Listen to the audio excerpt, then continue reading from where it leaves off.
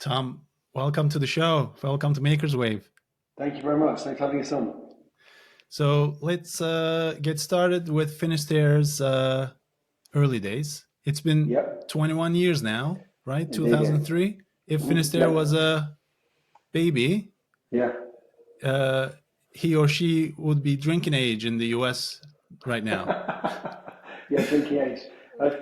3 years drinking in the UK, but yes, so it's my life's work, I suppose, in that respect. I started it when I was 27, and really the brand was born from my love of the sea, of surfing, and a belief there was a better way of making product and existing as a business. And that's been our sort of true north in terms of, I've got a guiding star over many, many ups and downs, highs and lows, all the kind of dramas you probably hear about, read about with businesses. But I'm super proud of where we stand today as a brand. You're studying marine biology, right? Yeah, so I was, I guess, if you look back at, how did I end up starting for this day? I'd been in around, my parents wanted to bring up my mom, my sister, myself with a love of the sea. And it's something that they wanted to instill in us when we were growing up. And that was, it was in boats, it was windsurfing, it was everything sea related, always around. And I went to uni in marine biology and then ended up at a job in London, which was very boring. And like a lot, up to that point in my life, I lived my passions, lived the things I believed in, lived things that drove me, fired me up, a sense of personal purpose I suppose I had. And surfing was very much part of that. Right in the sea, but then I think went up in London, and suddenly all that's taken away from you. You realise what's important to you. So I set about starting a brand that would bring my passions of environment, ocean protection, of surfing, and also a better way of making product. Because back then, many of the brands that were sort of in inverted commas selling to me were making bikinis and board shorts and that sort of thing. But the surfing I was doing, it was 5 mil wetsuits. It was car journeys to Scotland or Ireland, where there's some of the most amazing waves in the world.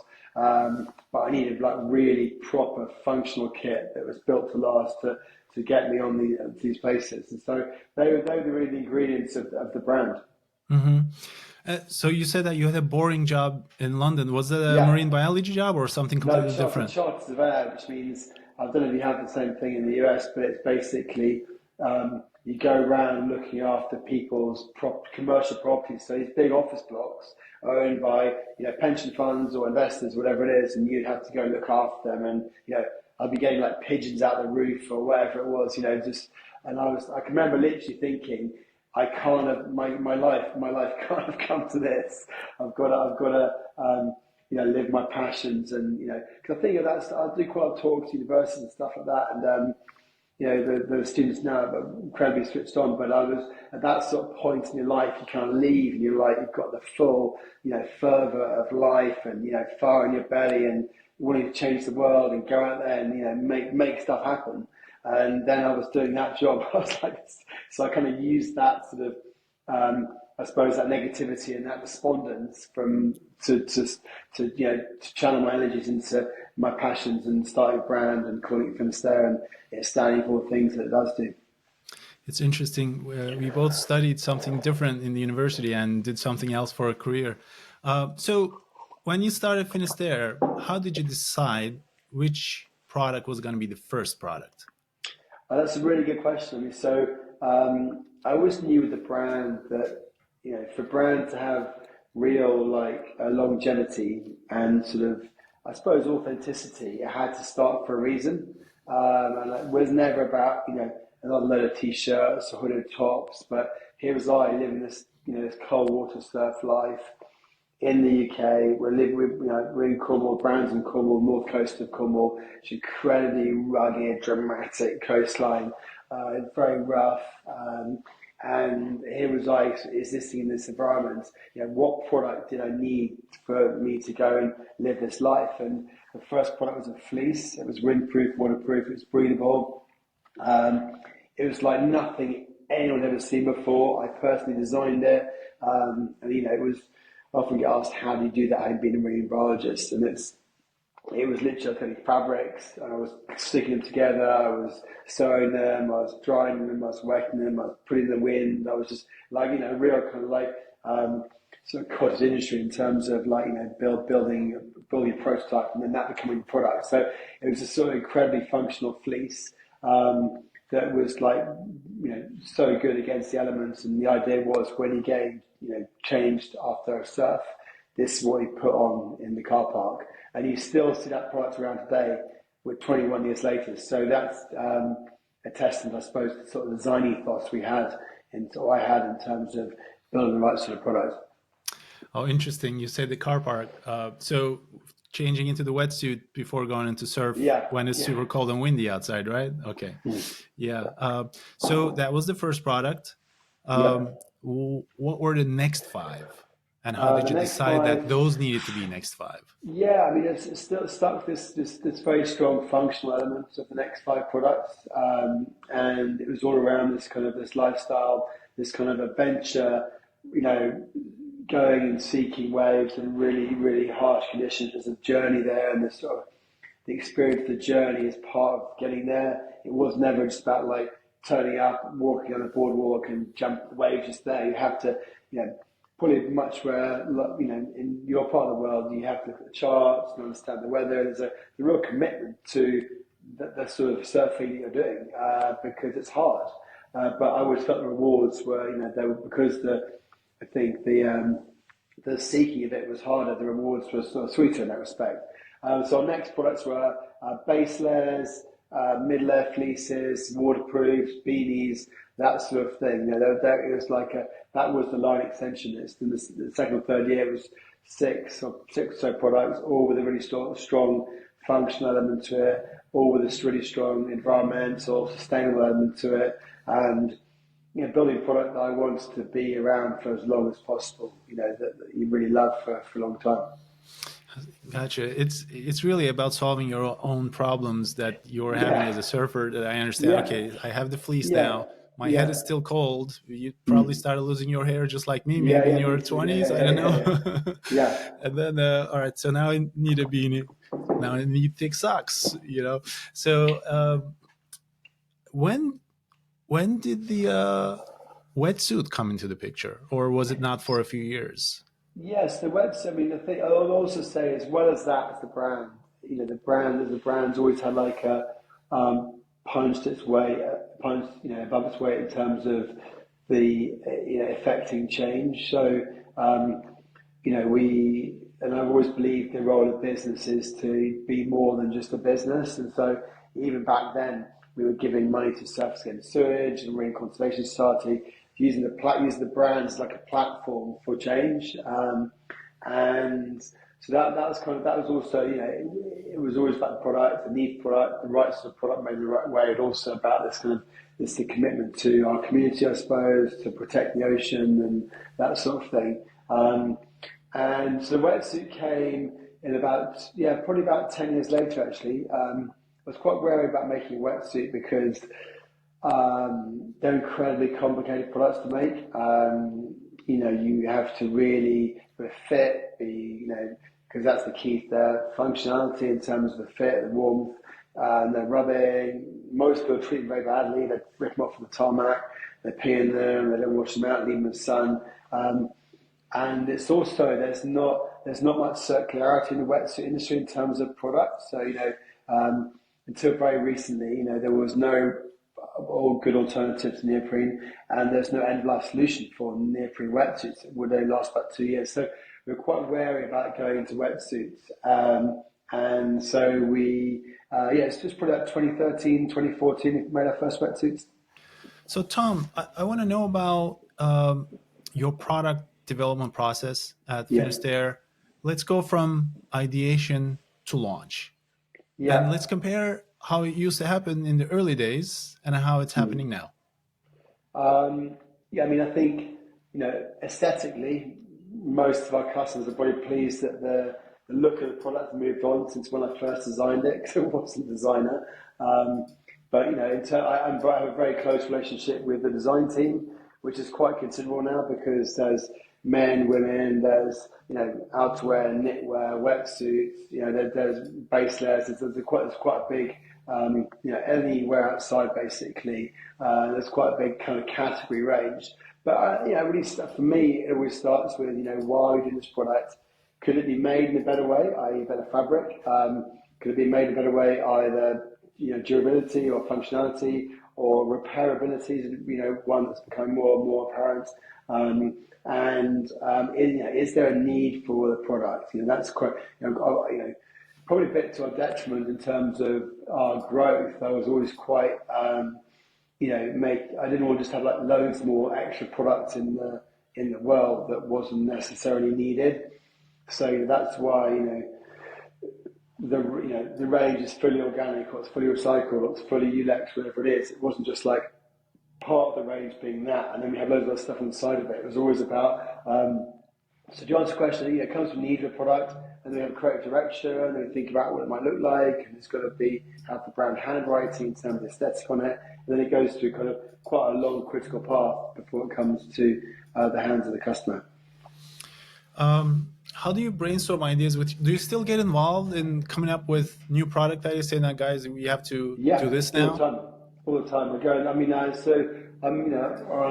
I'm founder here. We have a really good exec team, senior exec team, an amazing team all the way down the business. But I'm often walking next door, just next door here, and talking about product ideas. What product I have.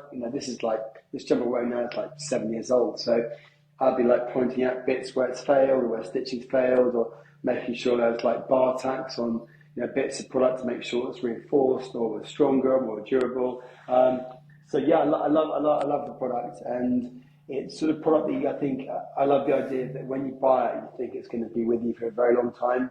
So it is obviously has a nod to trend and color and fashion and that sort of thing, but it's never supposed to be.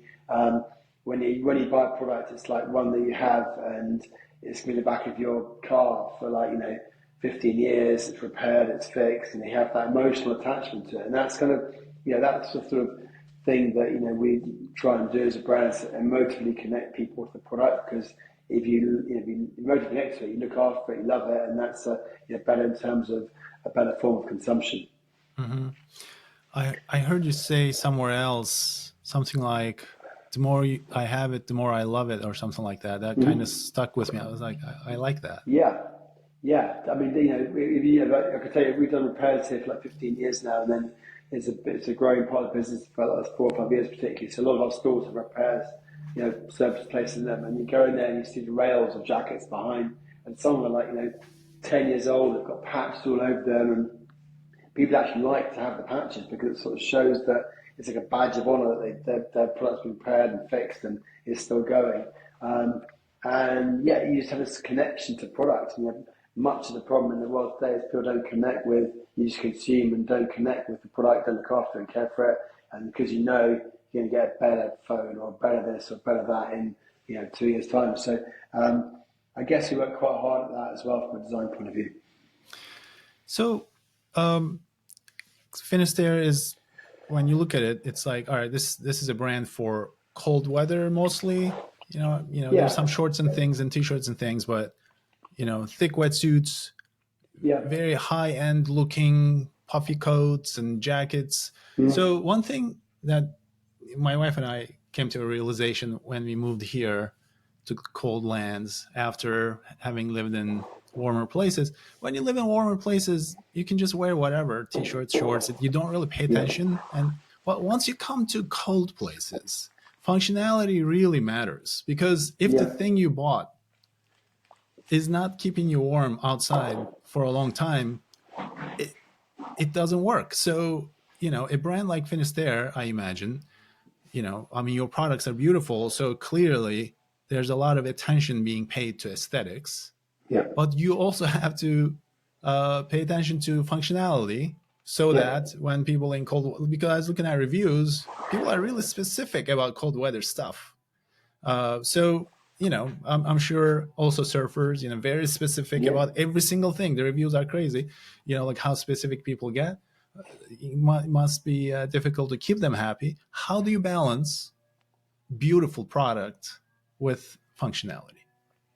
That's a really good question. And I think it's, I guess we've always done that, so maybe it comes quite naturally to us, because as at the start, there's always been a need to, I've always felt and believed there's a need for the need for in the world for a brand like Finisterre and doing what we do, and there's need for product and stuff like that. It's kind of got to be fit for purpose, and so.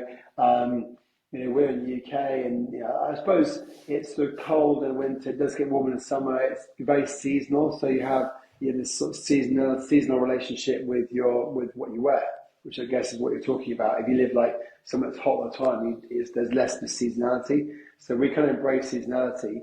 And certain categories are really good. Like knitwear is amazing, in the winter, as are our insulation jackets and that sort of thing. But I think if you really, believe in what you're doing, and hopefully that's sort of been clear as we've talked so far today in terms of why the brand started and why we're here, the functionality and the fit for purpose nature comes first, and that includes fabric, choices, construction, quality, where it's made, letting the customer know that, and then you overlay the Finisterre aesthetic in terms of, it looking beautiful and attractive in terms of its appearance.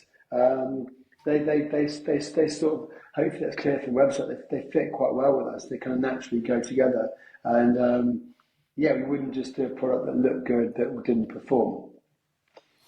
Tom, Finisterre obviously cares a lot about sustainability. Yeah. It's a B-Corp. Yeah. What do you view as the future of sustainability now in 2024 compared to the earlier days? It's a really good question as well. I think, when we started out, this is, one of the reasons I started was because none of these brands, they were making what I needed as a product, but also were not making it in a way that I thought was relevant to the state of the planet or the world at that point in time. And people thought they're crazy. They were like, there's no such thing as green this or green that. And then it became CSR, and then we're now where we are with B-Corps and the rise everywhere. I think and it's been good to see a rising tide lifts all boats. It's good that there's awareness of the importance of better ways of making products and consuming that needs to carry on, and circularity. I guess sustainability today is probably an overused word, I would say, and probably lost a bit of its meaning, because you could argue that if you thought that the state of the world is climate or ocean crisis, how you want to phrase it, you could say that sustaining it is not good enough, because sustaining it is just maintaining status quo. That's not good enough. You need to be better. So I think if you can be a positive impact business, or be regenerative, or though that's where the kind of future of impact has to be. It has to be more than just being sustaining. It has to be like contributing and being a positive impact. And when we're very honest about that, that's obviously what we love to do. We're on a journey to get there. We're not there yet, but it's very much kind of what gets out of bed in the morning, in terms of the role of the brand. Mm-hmm. Finisterre is doing a lot of collabs. I saw with some brands like Timex or Vivo Barefoot, and also with some artist creators as well. I'm noticing in your new products featured part, the men's section and the women's section both feature collaboration. One of them, I think, is with a tattoo artist in the men's section, and in the women's section, there's a very cool women's collective. How do you approach these collaborations, Tom? I think to start with, it's got to be like a shared kind of common ground in terms of what we stand for, what they stand for. I suppose the exciting thing about that is that could mean you work with an artist or a shoe manufacturer or a watch manufacturer or a tattoo artist, whatever it is. You can kind of go in different directions. A lot of them are inbound now. Our first collaboration we did was with the RNLI, which I don't know if your audience know, that's the Royal National Lifeboat Institution, which is a volunteer lifeboat cruise around the UK. It's 200 years old this year. I've been one of the crew members here for 20 years now, and the page goes off and you run down, you volunteer to run down and go and literally save people's life in the boat. but it's a very beautiful, amazing thing. And that was our first collab we did. So in that instance, it was, they had this shared love and respect for the sea, and this kind of romantic volunteering ethos going back 200 years, and we had the know-how with fabrics and sustainability and better way of doing things. We kind of blended it into a collection and raised money for this charity at the same time. So they really love it. They're always a really exciting parts of the brand. We've done a great collab with Vans a couple of years. We pushed them to make their most sustainable shoe to date at the time. And we've got some exciting ones coming, and it's always, I suppose for me being founder, it's always, it's amazing seeing the inbound interest we have in, what a good job the team have done here in terms of, bringing those collaborations to life. Is it hard to put other people's designs on clothing? Do you have to do a lot of extra work to do that? It depends on the partner. No, the RLI, which is like, Finisterre, or RLI plus Finisterre. We don't do that much clothing because we do that ourselves. But so we have if we're like a fabric specialist and know a lot about fabrics, with the Vans collab, we brought our fabric knowledge and our manufacturing knowledge of, better fabrics, the environment, and they brought their expertise as a shoe manufacturer. And so that's kind of how it worked. It's not that difficult actually. No, I think, and that's what I'm getting. You approach this relationship at the start with like the shared, honest kind of view on the world, and you're aligned on that. And there's no egos around the table. It's like, right, we're here to make a product that hasn't existed before. That's super exciting for both audiences and help us grow and reach more people and customers and that sort of thing. It's generally and you can sort of see how they go, and it isn't normally a problem actually. So a long answer. One of your collabs, I had it, the skincare set with is it Peregrine or something? It's not a US brand. Yeah. Okay, so it smells really good. So I kept it in the car, and after surfing, after changing, I'm just like, all right, it says on here, this oil is for protecting the face from salty water. So it's very specific, right? So I'm like, I love this. As a cold water surfer. And then my wife loved the smell, so she started using it. I'm like, no, you can't use it. This says here, it's for the surfer who just came out of the water. You did not come out of the water. She's like, well, I'm the wife of the person who just came out of the water, so I'm also able to use it. I'm like, you know what? I'm going to talk to the founder. We'll ask what he says. But she's finished the whole thing. I think you're sold out of it now. I had a surf this morning, and it's still quite cold here. It's been a really long winter, and I have it inside of my van and just put it on, and the people from that company came down, and they really loved the great company, and they sort of like took in the sort of, it's supposed to be, kind of emotional branding that makes you sort of think of like the Cornish coastline, the gorse, and the sea air, and the salt, and that sort of thing. It smells so really good. It's incredible. It's good. It's lovely. After, it's good. Let me. Well, you can give yours to wife, and I'll send you some more. Oh, good.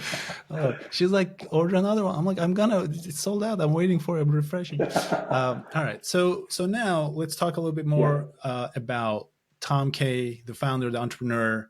How you think about your personal principles about creativity, coming up with new ideas. So I want to dive into, being intentional, mindfulness, your diet, your fitness, and your sleep.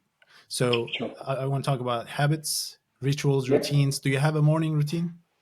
How do you start your day? I don't really. I've got young kids, so it's a bit like sporadic. I guess I'd always have time outside, 5 minutes before the day starts when everyone gets up. What time does it start?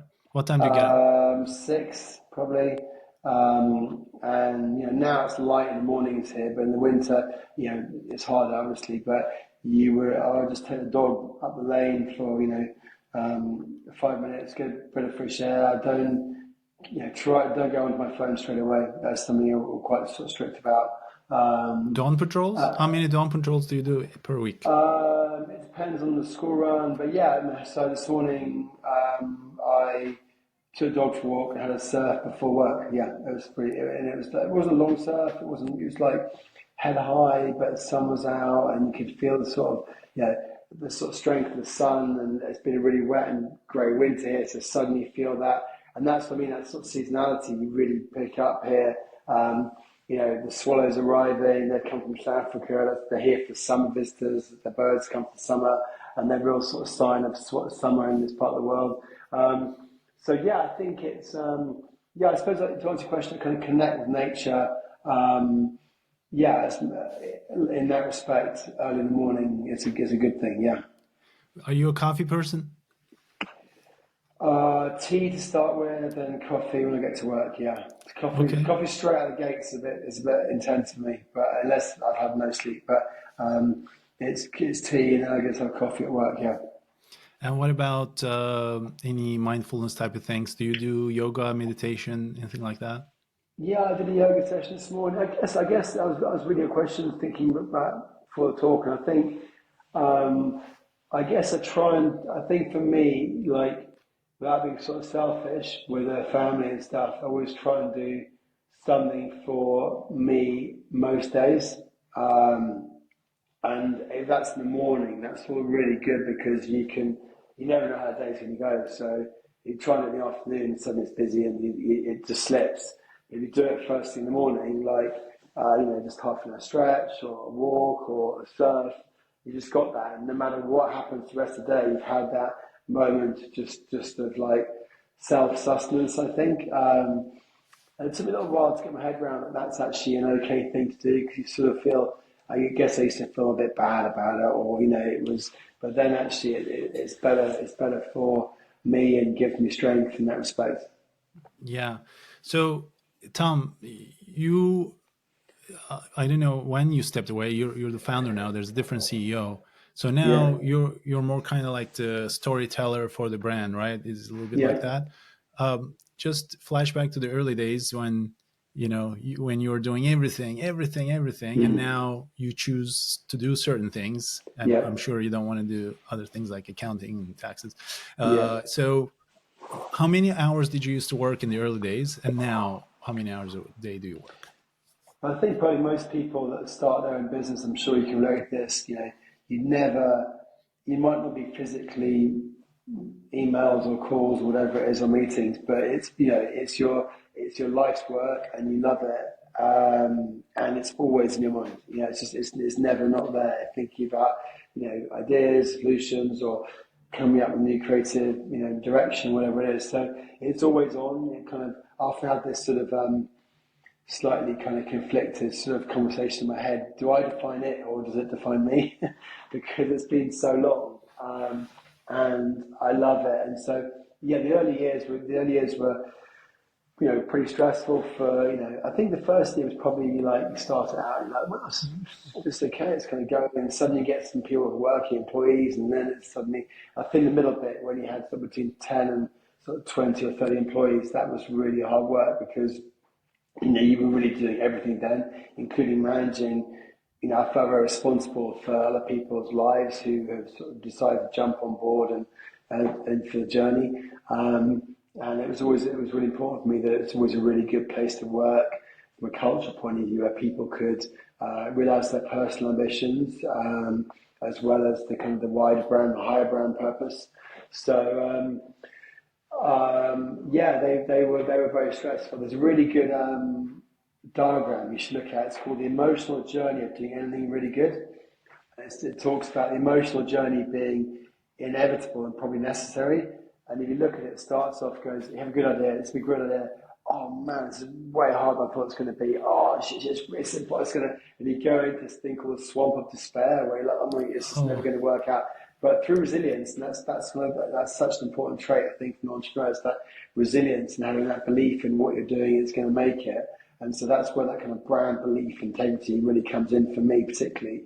And then you keep on going, you get through the swamp, and you get to the other side, and it's like, and you have that many times. I've had that many times in my life, and many people here doing things in the business. And I guess for me, it's really exciting now seeing younger folk coming on and taking ideas and running with them, and that gives me great pleasure to see that legacy in terms of the brand sort of spirit and ethos kind of coming to life in parts of the business that I don't really get involved with.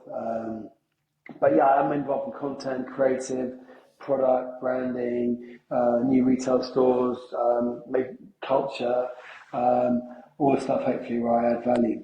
Hmm. So, healthy mind and healthy body. Other than surfing, what kind of exercises do you do, and what do you eat? What do you put in your body? I'll swim in the winter. We had, because here you get big storms, and it's been a really stormy winter where, some storms are good because you get big swells and then the wind goes, but it's just been endlessly onshore here. So I've been swimming a bit, running a bit, yoga a bit, just trying to do stuff. I get sort of, sort of strength, and it's also good to sort of release sort of, endorphins or stress, whatever it is, when you do those things. So, and then diet's it's pretty healthy actually. It probably could have less sugar and maybe less chocolate. I don't really like chocolate, but but it's not. It's a lot of vegetable diet. As much as possible. I'm not like any one like type of diet, I suppose. I'm not at that sort of stage yet. I just eat an all-round kind of healthy diet actually, and we have really good family meals at home, which are always pretty healthy. Yeah. What about sleep? Do you have a bedtime routine? How many hours do you sleep every night, I or should wish I you try to did. I've rather? had got young kids who have totally messed that up. And we're just now, so my youngest daughter is 5.5, and we're just sort of getting back to the sort of sleep zone. And yeah, it'd be hopefully 7 to 8 hours a night, no phones in the thing, and read a book before bed. Drink less than I used to. There's a lot of really good non-alcoholic beers here, so I guess it's sort of like an ongoing trend to being healthy without being obsessive about anything. I guess my time outside and then nature and exercise is really important, and that can just having so my van has got it's got my running shoes in, it's got my swimming stuff, it's got my surfboard, it's got my wetsuit. So and any one day you can go, it's on shore, go for a run. Or it's like this morning I was the surf, I go for a surf, or I'll do yoga or whatever it is. So yeah, having that kind of flexibility I think is and yeah, and it's also a great environment to live in where you can do that.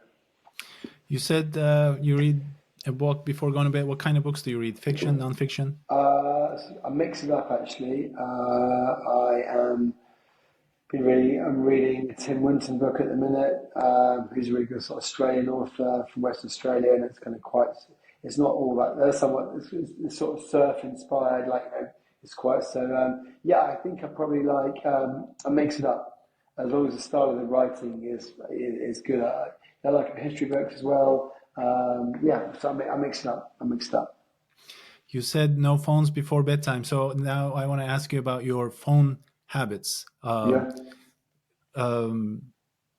Do you intentionally try to keep your phone away from you? Like, what's your usage of like social media, news consumption, things like that during the day or at night? Um, As a parent as well, yeah, I thinking don't about that as have a parent as Instagram well. on my phone. I'm on Instagram. I don't have any Instagram, the app on my phone. I have LinkedIn on my phone for a bit of work. I do emails on my phone. Um, and I don't think it's bad. It's usually sort of put down, but by the time I get back home, and I'm not avid on social media. No, I mean I'm probably more than I should be, obviously. Um, I'm sort of trying to read more, so go to a book rather than just scrolling on stuff. Yeah, and I don't think I'm doing badly. I think like everyone, they probably could do a bit better. Are you an analog or a digital note taker? Do you use actual paper notebooks with pens, or do you just Yeah, type? yeah, I like writing. I've got loads of notes everywhere. Yeah, I find actually quite creative writing, and Yeah, I kind of get to. I write stuff on in notebooks all the time. How about vacations? Are you able to take off time and completely shut off, or is that not realistic? It is a bit more realistic now, and yeah, I think yeah, now the sort of families are a bit older and going on holiday, go on vacations with them, and just as I said at the start of the call, like you don't get this time back. So making sure that you're in the moment and present is, that's like super important, and that which is sort of which mindfulness sort of trains your mind to be living in the moment, I suppose. So I always try and make sure that, particularly with the kids, because they grow up quick, that I've got no regrets about the time that I've spent with them. So I do try and switch off as much as I can on holiday, and on vacation. Um, Creativity and coming up with ideas in the city Yeah. versus countryside. Where do you come up with more ideas? Walking the streets of London or the beaches or cliffs of St. Agnes? Do you know what? It could be anywhere. I kind of think when my most creative ideas come when I'm doing something but not thinking. So I'm like on a walk, and that could be a walk from a train station in a city, or it could be a walk on a cliff. Um, Obviously, I'm in the water a lot. That's why I get go for a sea swim here for an hour, and you can sort of get in this meditative state of, and suddenly you kind of engage your subconscious basically. So anyway, engage your subconscious, where creativity really comes from, it's a good place to be. So that could be swimming, surfing, walking.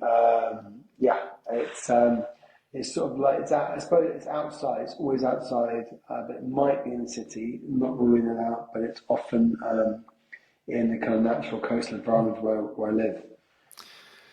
Now, tying this personal creativity habits into your work at Finisterre, do you do anything specific to inspire your team at the company to think creatively, come up with original ideas to have your company, stand out, which maybe, because I've heard you say authentically, we think like this anyway. So, we Yeah, don't have to do anything different yeah. out of the ordinary to do it.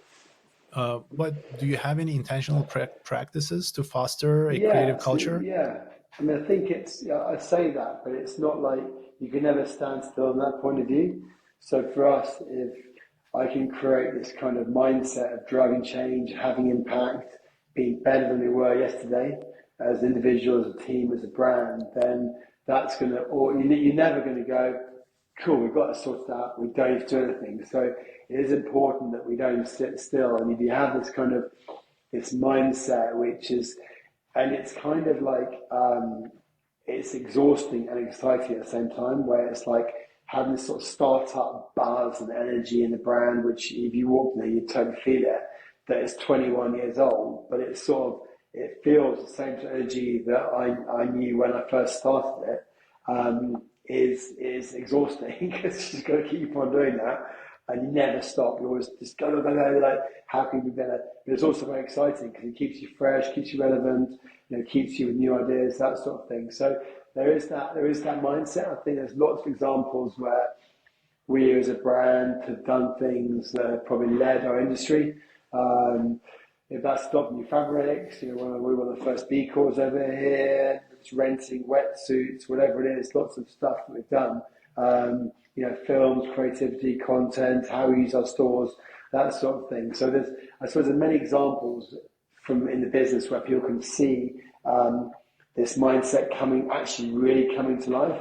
And then on Tuesdays, we call it See Tuesday. We start work at 10 o'clock and the whole business comes in at 10, and you can go for a swim, a surf, a paddleboard, or a walk with a dog. You have to just go and be near the sea, and not everyone surfs, a lot of people do.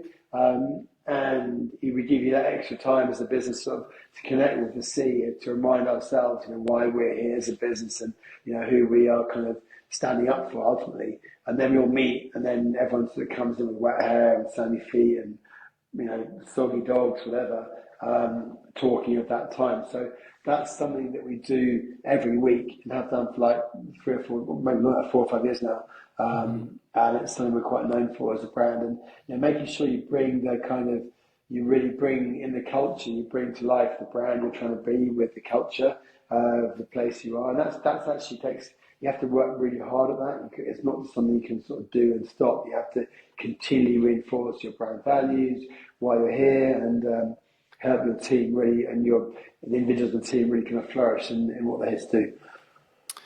You have a really impressive team. The last campaign I saw in Portugal, I think a team went out there, and I was quite taken aback by it. Thank you. I Yeah, thought it was that's beautiful. good. Thank you. Yeah.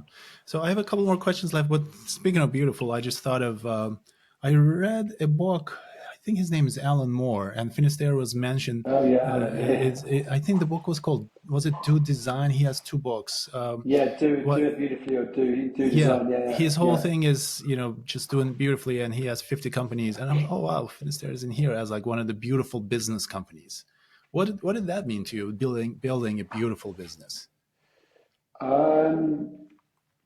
It's kind of it's sort of it's sort of when you hear people, when you hear yourself talk about the brand like that in a book like that written by someone like Alan, it is quite overwhelming because like we've been doing this 21 years. We've just been working really hard at it. It hasn't been easy.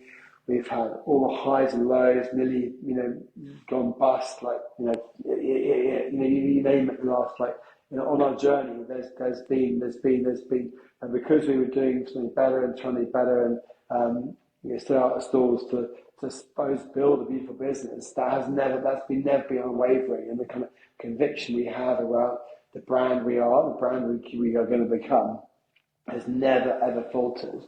And so you kind of just doing it, and then to hear Alan write that is it's amazing, and it's really kind of or you get like a message from a customer saying just I love what you do, I'll give you feedback on a product or a campaign or a member of the shop staff or whatever it is always really, really rewarding to me, and just gives you extra energy to keep on doing what you do.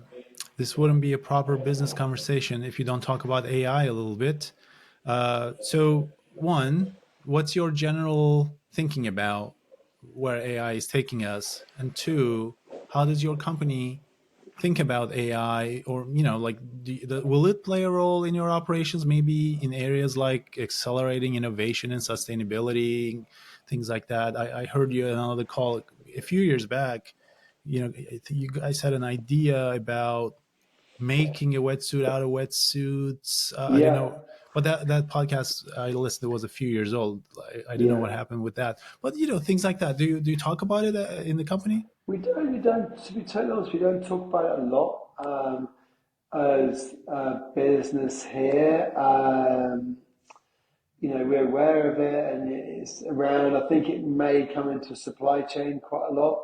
The big thing with supply chain now is like compliance and making sure that there's a product passport, there's a transparency element in our supply chain. So it may come into that, I guess. I don't. You can have like a product passport, and there's more on there about where it's come from, where it's made, who made it. I guess it may have, that's kind of probably where I see sort of technology and innovation, as well as fabric and sort of fabrics and supply chain. So it may come into that. Mm-hmm. I have a couple more questions, Tom. Sure. So what are some of the new projects at Finisterre that you're excited about? Great question. New projects. I mean, we've got just it's newish, but last year we started renting wetsuits. So all our wetsuits are made from a Mulex spy rubber. It have been for like 5 years now, the whole range. And I was chatting to a guy actually in the surf, and he was saying to me, I love Mulex wetsuits. We've got talking. There's a film coming out called The Big Sea, all about about how harmful neoprene is, and it turned out he was probably 24, 25. just at university, probably couldn't afford a £300 wetsuit. But suddenly I was like, well, you've got this thing, we've got this demand of like customer and sentiment to want to be better, consume better. I cannot make a wetsuit under £300 for the fitness the wetsuit is. But okay, so how do you marry the two up? So we start renting wetsuits, and you can rent a wetsuit for like £4 a day.